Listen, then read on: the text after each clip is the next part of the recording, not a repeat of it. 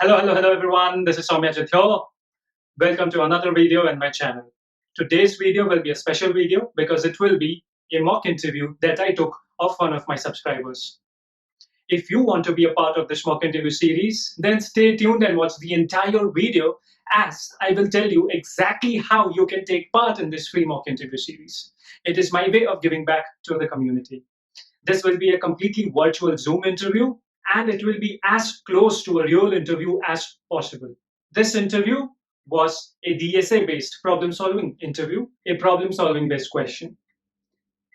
I really hope that you like this video. I would suggest that you watch the entire video and try to come up with the solutions to the problems that I had asked in this video.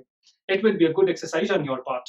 Please like and share this video as much as possible so that it goes out and reaches more number of people. If you're new to the channel and have not subscribed already, please hit that subscribe button. It will mean a lot. So without further waiting, let's get started.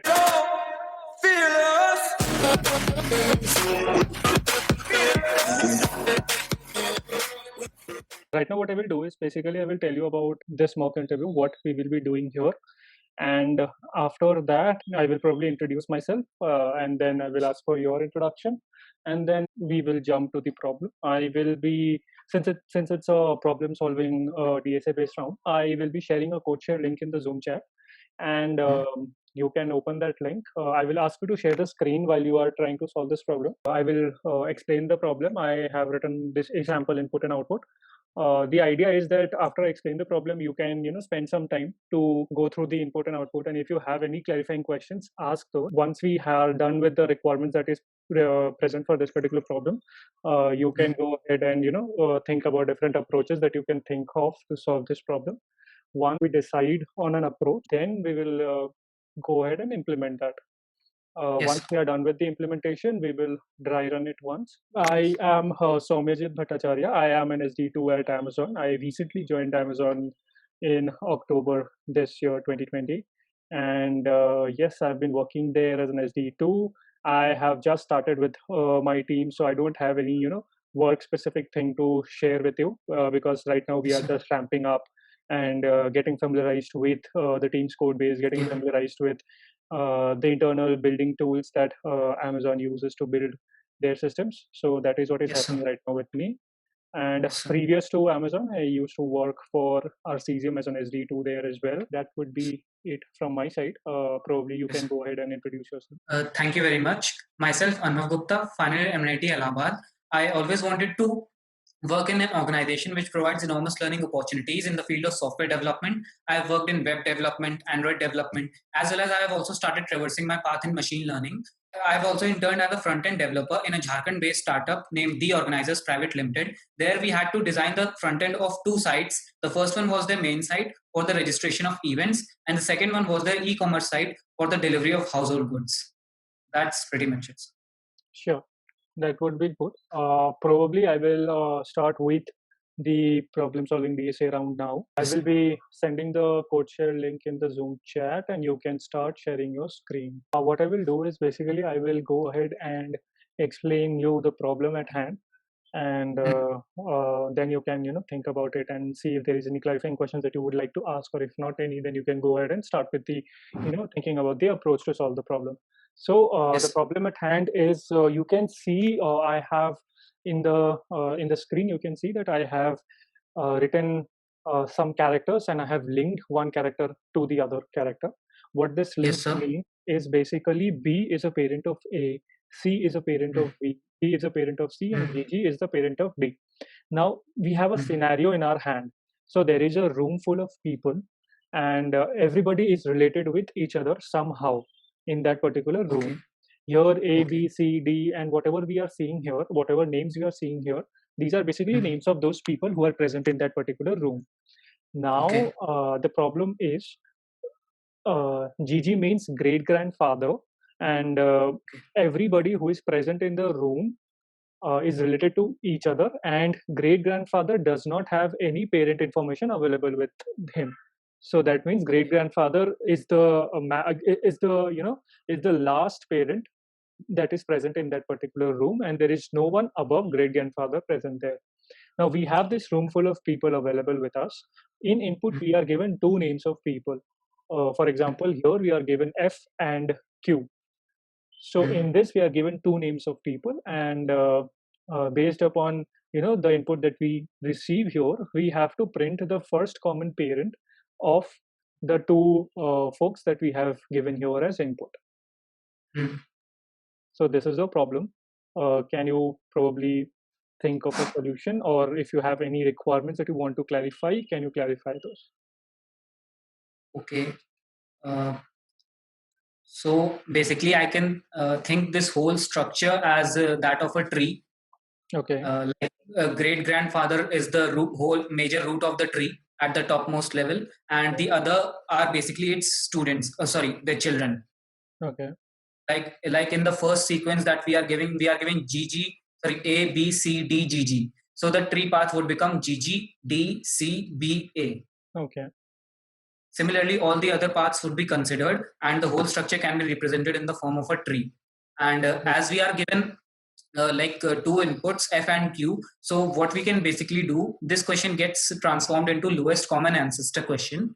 Okay. And what we can basically do, we can like traverse their path backwards, or basically get their path from the main route, like from GG the path till F, and from GG the path till Q. Okay. In a vector we can store it, or any particular structure. And from any first point where the path isn't matching the point which is just before it, that Okay. would be the first parent. Okay. Makes sense. Do you have any questions around the requirements of it, or is it clear completely? Like the input which is given to us, it will be only amongst the people which is given provided in the sequence. It can be any input. There is no constraint in input. So I was basically asking, like in this pretty test case, we are giving F and Q, which are present in the Correct. structure. So at some point of time, can I assume that in two inputs, any one or both of them can be such that they are not in this schedule, or not in the structure? Yes, it is a possibility. So you can get any kind of input. There is no input constraint here. So you can get any kind of input that you like. For example, we do not see a person named X, but you can get an input with Yes, X sir. comma Q here, which will Okay. return null. Okay. So you Okay. can think like that. Okay. So one more thing I want to ask, like in the final moment, like when I get the answer, like for suppose the answer exists, so I have to return the address of that particular answer, or the particular value at that particular address. You can return the value here. Consider that duplicates are not present, and Okay. returning value should suffice. There is no need to return the Okay. address. Okay. And before, like I have to consider this structure like pre-made. It is pre-made, or I have to consider like make this structure as a whole again. What I would say is here, write the structure that you want to use, or write the class that you want to use to represent a particular node, or whatever you want to Yeah. represent an individual. Yeah. So you write Yeah. that structure, write that class, and Yeah. use that class. No need to write functions to populate the tree or whatever you Yeah. want to store. So no need to write Yeah. those functions here, but write Yeah. the base class that you want to use, how you want to use Yes, that, sir. and any other Yes. auxiliary data structure that you would like to take, use those and write those things. Yes, sir. Um, one last question can I ask? Sure, sure, go ahead. Like for one particular parent, if it's there, uh, is it necessary to have only two children, or there can be n number of children? There can be n number of children. So basically, it's Okay. not a binary kind of a situation where one parent can have only two children. It's a real world situation, and it can have any children. It cannot have children. It can have any number of children. There is no constraint on the number of children here. Sure. So I shall start coding right now. Uh, yes, sure. You can go ahead and code the solution. Okay. So this is the basic structure, which represents, like, this is the name of the parent, which node, which will be having like names GG, A, B, C, D, any of that. And after that, this particular vector V is basically storing the immediate children of this particular parent. Now I would just need to write the function of for the lowest common ancestor.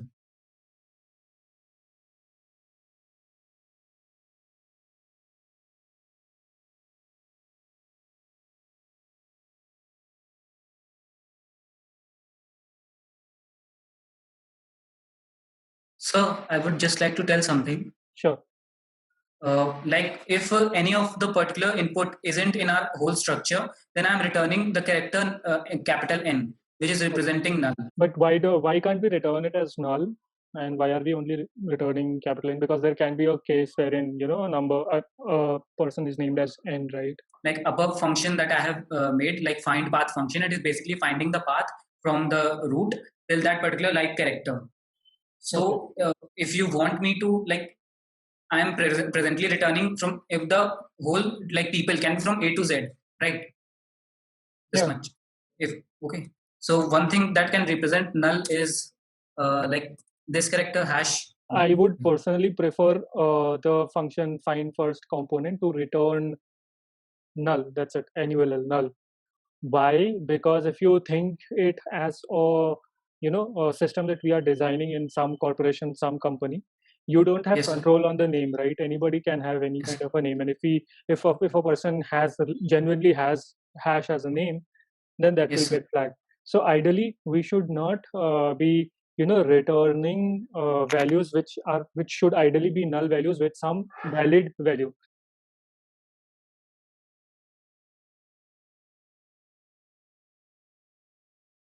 So the function has been completed. Okay, the input is given, the output is given. Now Yes, run your yes, sir. function Yes, sir.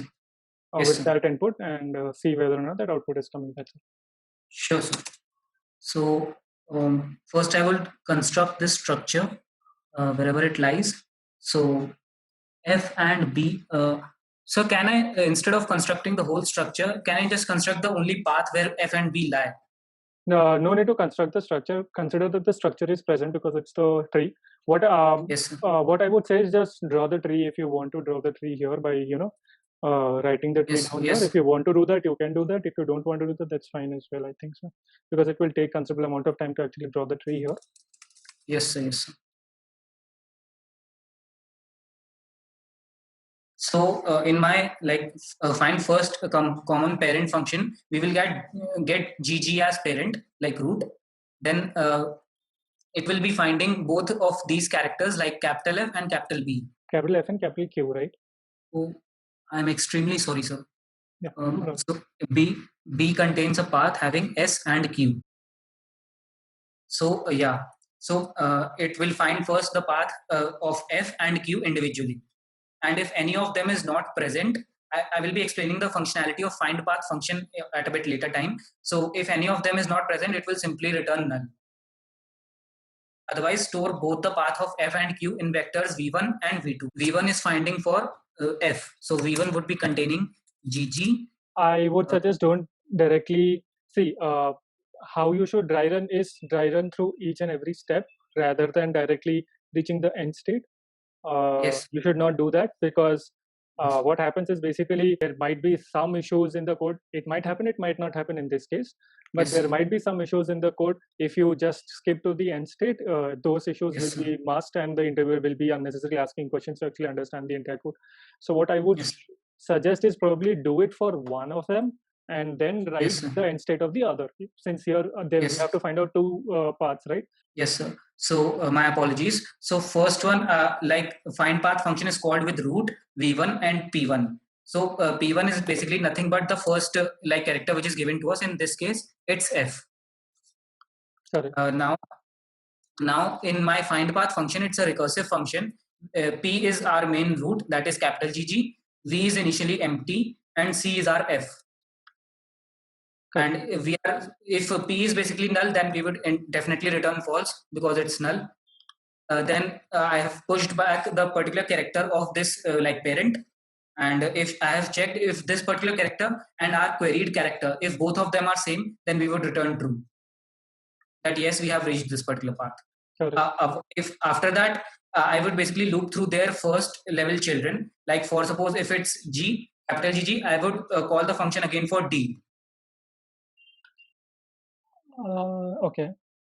So I have basically like looped through the whole vector of its first children. So find path function, I have given it a vector at the ith index, the root at that particular ith index, vector v, and our queried character c. And if in that particular D's children or subtree we have found this particular character, then we will return true. Um, Shall I which explain, is sir? correct, but I would like that while you are explaining recursive functions, you should Yeah, yeah. use a stack and explain that, because ultimately we are going through the recursive call stack, and here we will be popping back some values and pushing back the values. Yes, So I would yes, want to make sure that the popping of values and pushing of values is not messing with my end state. You got yes, what sir. I'm saying, right? Yes, Uh, sir. so probably we can create a stack and explain it. Sure, sir. So this is my call stack and this is my vector v, which is basically populating. Correct. So in my stack, first it will get capital GG when the first time the function is called, and because it's not null, my vector will push its character, which is GG. Correct. And after that, my function would be calling in its like vectors first child, which is capital D, Correct. and so D will be called, and yeah, now it's basically in the subtree of D. D is not null, and we will be pushing back the character of D in our V, which is basically D, Correct. and we will be checking for D's subtree, and in D's subtree the first child is C, and sorry. First child is C, and we see that that C is not null, so we will be pushing back C as well. After that, uh, we are we are going into the subtree of C, and we will first get capital B. So B will get into our stack, and because B is also not null, we will be pushing back in our vector. Correct. After that, we will go to the subtree of B, and we will check for the same.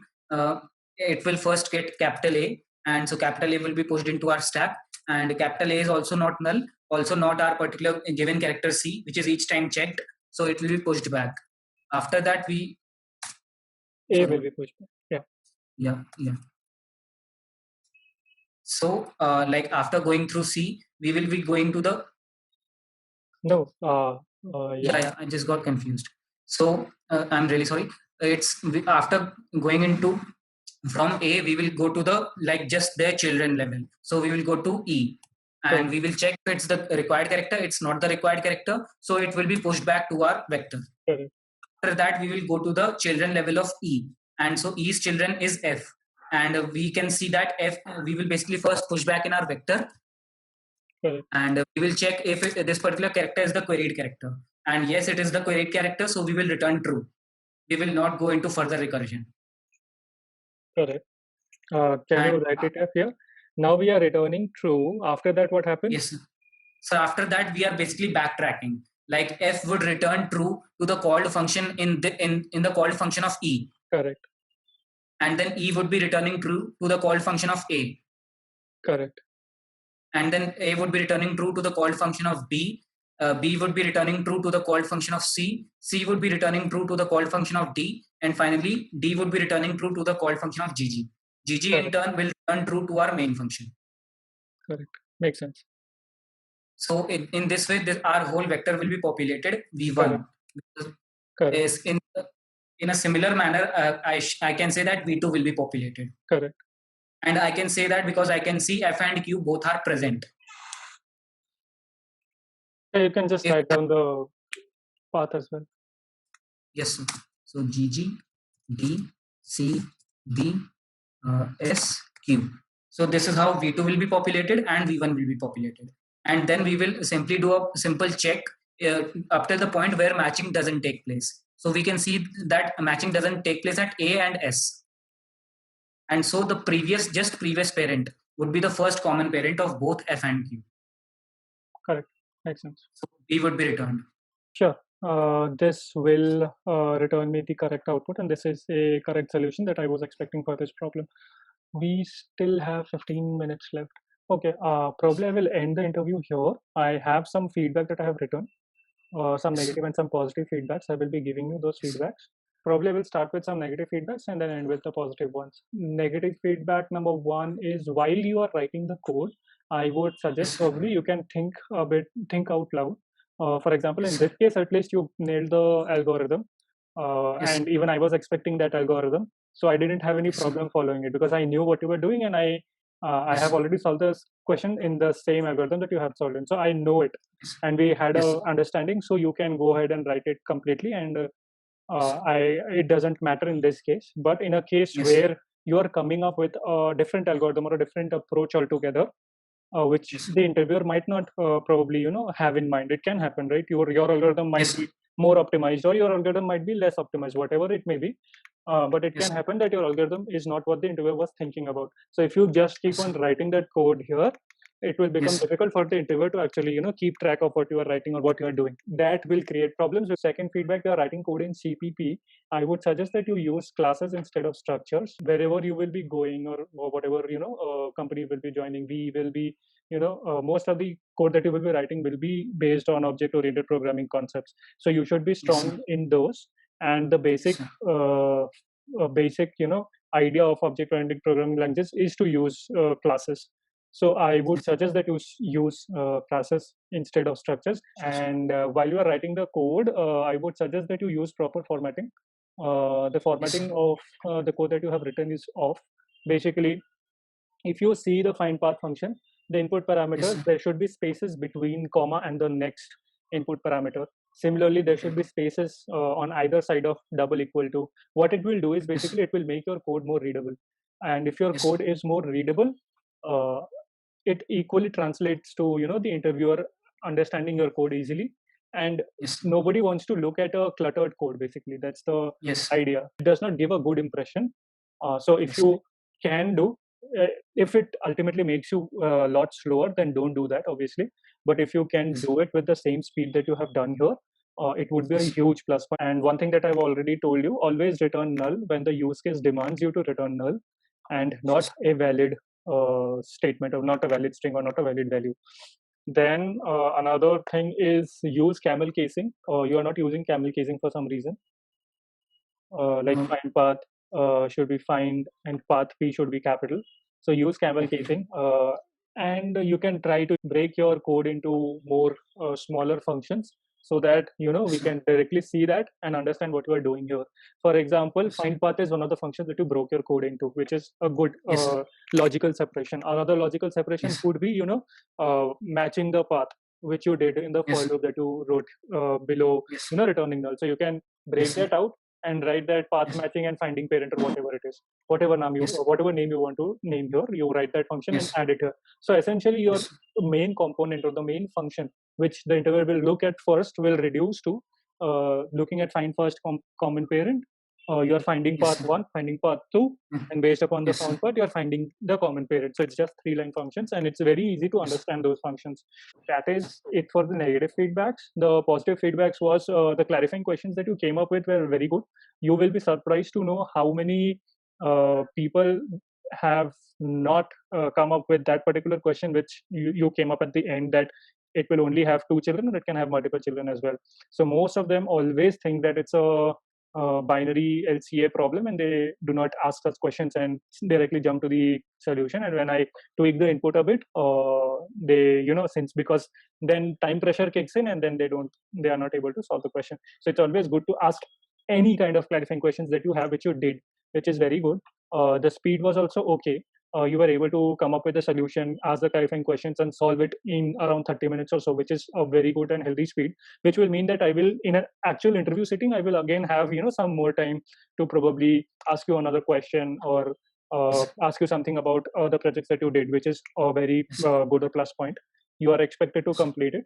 Yes. And then again, the plus point is the solution and the algorithm that you came up with in the first go was correct, and the Mm. solution was also clear and concise, and there were not any major red flags present in the solution, apart from the minor comments that I made earlier. So that was also Yes, sir. great. Yes, uh, sir.